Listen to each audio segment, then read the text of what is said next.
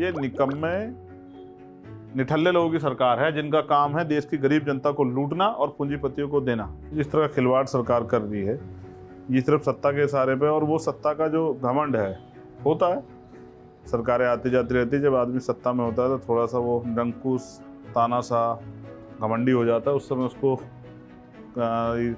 ये सब चीज़ें नहीं दिखाई देती कि उसके द्वारा कितने गलतियां की जा रही हैं। इस देश के करोड़ों दलितों, शोषितों, वंचितों, अल्पसंख्यकों पर जो हमले हो रहे हैं, चाहे मूछें रखने पे, चाहे घोड़ी पे बैठने पे, चाहे उनको पेशाब पिलाना हो, ये तमाम जो हमले जो हैं जो सरकार के संरक्षण में हो रहे हैं, क्योंकि अगर आपके पास सारी पावर है, आपके पास पुलिस है, इंटेलिजेंस है, LIU है, IB है, उसके बावजूद भी अगर इतना ये अन्याय हो रहा है, जातिगत अन्याय हो रहा है, तो फिर ये सरकारें और ये कानून व्यवस्था किसके लिए? बस मैं आपकी आंखों को पढ़ रहा था आजकल, मैं बाबा वो जो बाबा बागेश्वर की तरह कुछ पढ़ने लगा हूँ चीज़ों को ना, बिना पर्चे के। तो मैं समझ रहा था कि आपका यही सवाल आने वाला है। साहब काशीराम कहते हैं तमन्ना अगर सच्ची हो तो रास्ते हजार होते हैं, तमन्ना अगर झूठी हो तो बहाने हजार होते हैं।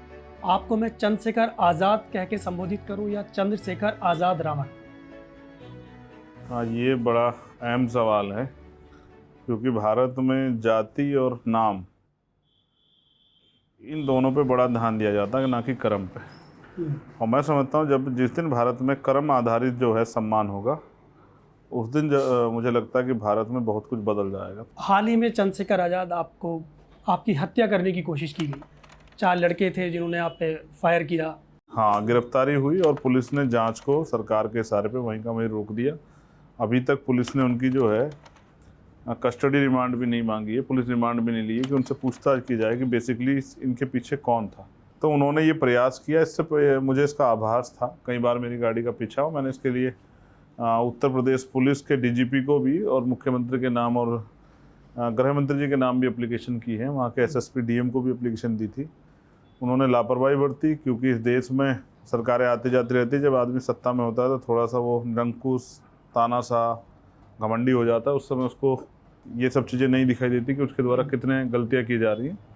एक समय पे आके जब जनता उससे सत्ता छीन लेती, फिर उनको एहसास होता है कि उन्होंने क्या बुरे कर्म किए जिसकी वजह से जनता ने उनसे सरकारें छीन ली। तो इनका घमंड भी टूटेगा, ये सत्ता का नशा भी जाएगा, जिस नशे में जो है। तो अक्सर मैंने सुना है कि मायावती जी का आशीर्वाद मिलेगा या आशीर्वाद है उनकी, उसी से काम कर रहे हैं, लेकिन हम जो देख रहे हैं उनका आशीर्वाद तो आकाश आनंद को मिल रहा है। यार, मैं उन पर इसलिए बात नहीं करता ना, मुझे ऐसा लगता है जैसे मीडिया उनका मेरा झगड़ा लगाना चाहती है। तो कोई परिवार में झगड़ा क्यों करेगा? और मैं तो परिवार के किसी भी साथी के साथ झगड़ा नहीं चाहता। तो मैंने सभी मीडिया के साथियों से हाथ जोड़ जोड़ के कहा, भाई मुझसे उनसे जुड़ा सवाल ना पूछा करो। उनके जो समर्थक हैं उनको लगता है। अगर बहन जी आपको बुलाती हैं तो जाएंगे? क्यों नहीं जाऊंगा, ये बताओ। बीजेपी धर्म के आधार पर राजनीति करती है। बीजेपी नए नए कानूनों पर बड़ा इंटरेस्ट लेती है। उन्होंने किसानों के खिलाफ कानून बना दिया, पूछा भी नहीं किसानों से इससे फायदा हुआ नुकसान। बाद में जब किसानों ने पढ़ा तो वो डर गए तो वो आके यहाँ बॉर्डर बैठ गए, 700 किसान शहीद हो गए। फिर बाद में प्राइम मिनिस्टर ने हाथ जोड़ के माफ़ी मांगी, मेरी तपस्या में कुछ कमी थी। इससे पहले आप किसानों से बात कर लेते तो इतना बड़ा बवाल ही नहीं होता। बीजेपी के लोगों को जवाब देना चाहिए, जातिगत जनगणना कब करा रहे हैं, कब जिसकी इतनी संख्या बार उसकी इतनी हिस्सेदारी के फॉर्मूले पे कब बात कर रहे हैं। तो इन सब चीज़ों पे बीजेपी को भी जवाब देना है। बेरोजगारी, 2 करोड़ रोजगार देंगे, उन पर जवाब देना है। नोटबंदी, अरे भाई नोटबंदी कर रहा हूँ, 50 दिन में अगर नहीं असर हो तो मुझे लात मार देना। अभी 2000 का नोट बंद कर दिया, इस पर जवाब देना है। ठीक है, GDP की बात करते हो, अरे भाई सर क्या ठीक है, हमारी इकोनॉमी तो बढ़ रही है। 5 ट्रिलियन वालों से पूछो तो कहते हैं वो चंद पूंजीपति ताकतवर हो गए, वो पैसा उनके पास, उसके हिसाब से थोड़ा ही तय करोगे। प्रति व्यक्ति आय तो देखो क्या कहाँ चली गई है। 80 करोड़ लोग जिनको चिल्ला कहते हो सस्ता राशन दे रहे हैं, तो शर्म नहीं आती कहते हुए? ये तो बोल रहे हैं कि हवाई चप्पल वाला जो है हवाई जहाज में सफर करेगा। कर तो रहे हैं, प्राइम मिनिस्टर कर नहीं रहे हैं। 8000 करोड़ के हवाई जहाज में सफर नहीं कर रहे हैं। और किस वो देखो सब कुछ अपने लिए कहते हैं। वो कहते हैं अच्छे दिन आएंगे बीजेपी के लोगों के। बेटी पढ़ाओ, बेटी बचाओ, बेटी अपने आप पढ़ाओ और बचाओ बीजेपी के लोगों से। ठीक है, वरना तो ब्रजभूषण जैसे जो हैं, देश की जो मेडल लाने वाली बेटियों का शोषण करने वाले लोग जो हैं, और कोई पत्रकार कुछ पूछेगा तो वो हाथ तोड़ देंगे उनका और धमका देंगे जैसे वो इंसान ही ना हो। ठीक है, अभी कहा उन्होंने कि मैं फांसी चढ़ जाऊंगा अगर मेरे ऊपर आरोप साबित हो गया। अब तो आरोप साबित हो गए, चार्जशीट लग गई, अब क्या करोगे?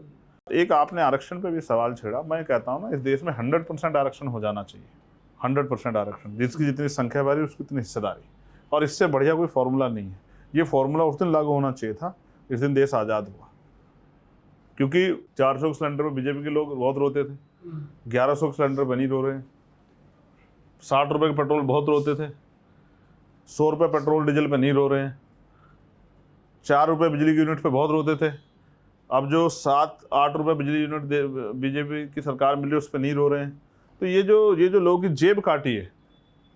और देखो, जनता आपने धर्म के जाल में फंसा रखा है, जिस दिन धर्म के जाल से जनता बाहर निकलेगी। मणिपुर की हिंसा पे कहाँ है प्राइम मिनिस्टर? मणिपुर की हिंसा नहीं है? जब आप रूस और यूक्रेन का युद्ध रुकवा सकते तो आप मणिपुर की हिंसा क्यों नहीं रुकवा पाए भाई? और हमारे यहाँ तो बाबाओं का बहुत बहुत बोलबाला है, जिनको सब कुछ पहले से पता होता है, उनको मणिपुर का नहीं पता होता। उनको यहाँ दिल्ली में जल भरा होगा उसका नहीं पता होता।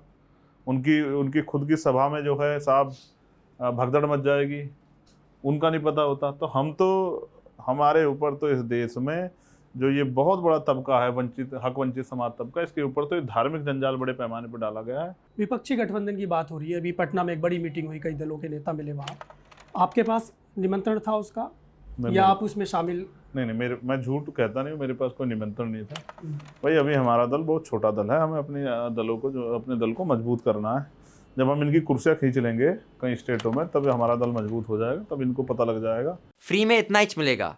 अगर पूरा इंटरव्यू देखना है बिना काटे पीटे तो सब्सक्राइब करें न्यूज़ लॉन्ड्री को। क्यों? क्योंकि हमारा स्लोगन है मेरे खर्च पे आज़ाद है खबरें, यानी आपके खर्च पे आज़ाद है खबरें। हम ऐड या विज्ञापन नहीं लेते। हमारी सारी पत्रकारिता, सारा जर्नलिज्म आपके खर्च पर इंडिपेंडेंट है। तो पूरा इंटरव्यू देखने के लिए सब्सक्राइब करें, लिंक पर क्लिक करें और अपने दोस्तों को भी बताएं।